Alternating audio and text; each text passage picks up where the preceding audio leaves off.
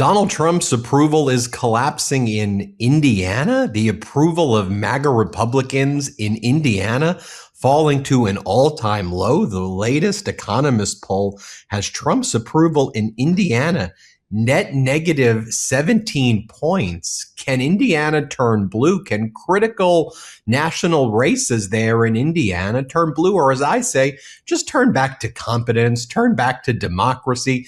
And if there's anybody who can do it, it's Beau Bayh, a seventh generation Hoosier who's running for Secretary of State in Indiana, Harvard undergrad, Harvard Law, was a member of the Marines, and now he's running for Secretary of State. The MAGA Republicans are so scared of Beau Bayh. At their recent convention, they replaced the sitting MAGA Republican Secretary of State, a guy by the name of Meiselas, with a new guy who nobody really even knows who he is. And that guy right now is apparently running against Beau Bayh.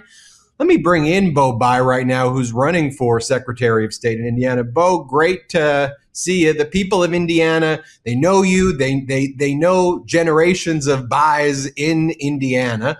You're running, though, right there, right now, devoting your life to public service. Talk to us about, this race, though, and what you're seeing when you're like, I often do these videos and people say to me, hey, Ben, don't get our hopes up. Don't, say, Indiana could have a Democrat in a position like Secretary of State.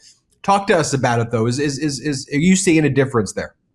Yeah, well, first of all, thank you for having me on, Ben. And this is real. The momentum we're building here is real. And don't take my word for it. Look at what the other side has done. They've replaced the sitting Secretary of State at their own convention a couple of weeks ago, not because he was incompetent, which he is, not because he's corrupt, which he also is. They replaced him because they figured out that he was going to lose handily to our campaign. And so there's real change happening here in Indiana. People are fed up with the high costs. They're fed up with the insider dealing that's infested our state government, and they're ready for honest leadership. That's what this campaign is about. And we couldn't be more excited to get our message out here in the next few months. Here we are 2 years into Trump regime, but setting aside that, Indiana now has had many, many years, perhaps decades of Republican control now at the highest level. People view Indiana as a red state. So you can't say that, well, in terms of the problems people are facing, it's a both sides issue. I mean, one side has been in charge pretty much. And, for a pretty long time at this stage as Indiana shifted red. And to me, the issue is, have these Republicans delivered to the people of Indiana? And it just seems with all of the prices going up, with housing being inaccessible, it just seems the answer is resoundingly no. We got to try something else. Yeah, I mean, just your viewers may not be aware, but the Secretary of State, the sitting Secretary of State in my state, Indiana, has spent $92,000 of our tax money on a luxury SUV for himself. He's hired his family members and pays them six-figure salaries. He's taken trips all over the world and won't tell us who's paying for them. He's given out millions of dollars in no-bid state contracts to his largest campaign donors. That type of nonsense is the natural product of 20 years of the same group of insiders controlling everything in our state government, of single-party Republican control. There's no accountability.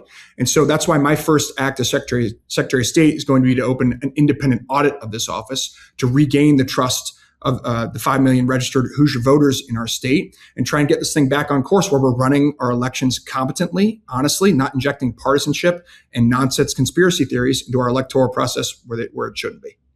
Talk about your background. I gave a little bit of the primary. 30 years old, a lawyer, Marine, Harvard Law, and you're now running for office. Let people know a little bit about yourself and why you've decided to step into this race. Yeah, I'm the seventh generation of my family born here in the state of Indiana. And as you hinted to at the top, I was kind of raised in a family of public servants. My granddad served our state in the United States Senate. And one of the things that I was most proud of in his service was he authored a law called Title IX, which has allowed millions and millions of young girls all over our country to compete fairly in college athletics. So every time I see someone like Caitlin Clark here on the Fever, Sophie Cunningham, who's just an amazing superstar woman athlete, I think about him and the millions of girls that are inspired to achieve things through college sports. He authored a constitutional amendment to lower the voting age from 21 to 18 at a time in our country when the Vietnam War was raging and young people were fighting and dying in a war in Vietnam. They didn't have a right to vote on whether that war continued. My dad served as governor of our state and instituted the 21st Century Scholars Program, which has allowed millions of kids here to go to school debt-free if they did all the right things and just live really fulfilling lives. And that's inspired me to make a similar impact in my life in service. That's why I joined the Marine Corps, because I owe this country so much. I love my country.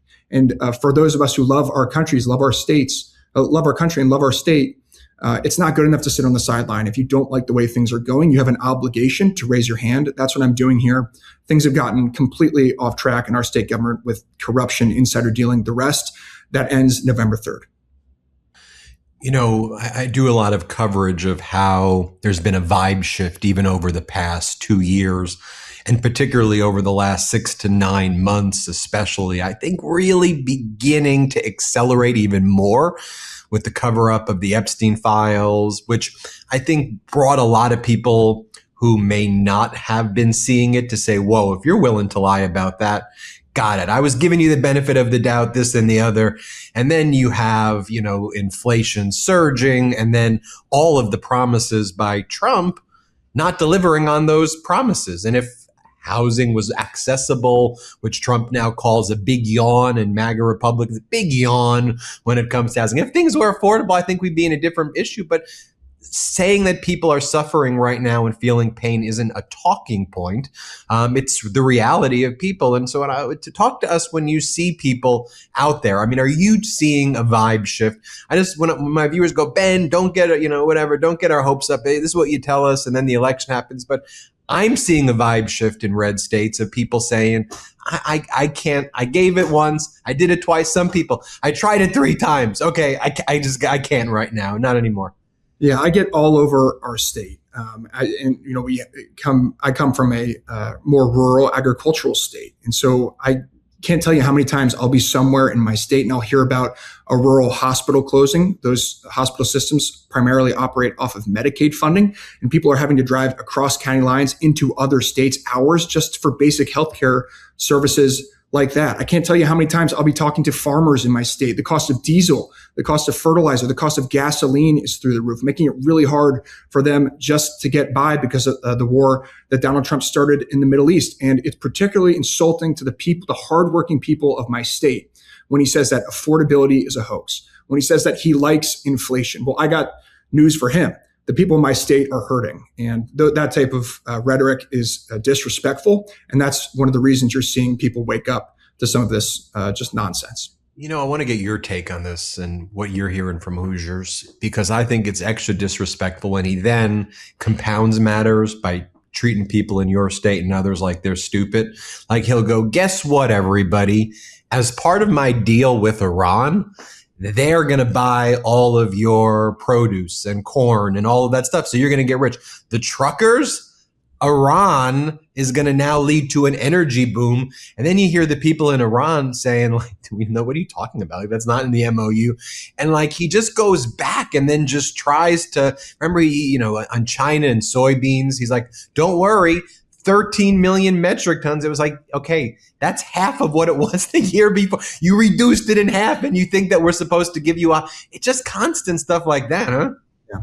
No, it's the constant misinformation is meant to distract you. What's the old saying? The adage is flood the zone, right? There's so many balls in the air, so much misinformation coming at you that it really is sometimes overwhelming. But that can't distract us from what we have to do. We have to deliver on making life more affordable for working class people in Indiana and beyond. We have to root out the corruption that has pervaded our government from the top down. It's bad in my state. We have statewide elected officials that are hiring family members and giving out no bid contracts to large donors. That is everything wrong with politics. And that's why trust has just eroded in government generally. And we can't have that as a country, because government, I still believe, can be a force for good, can really help people, not just in my state, and beyond. But in order to do that, we have to rebuild trust, and we have to make sure that the taxpayer is being respected, and that we have people in office with integrity who are not just looking out for their friends, their family, and their biggest donors.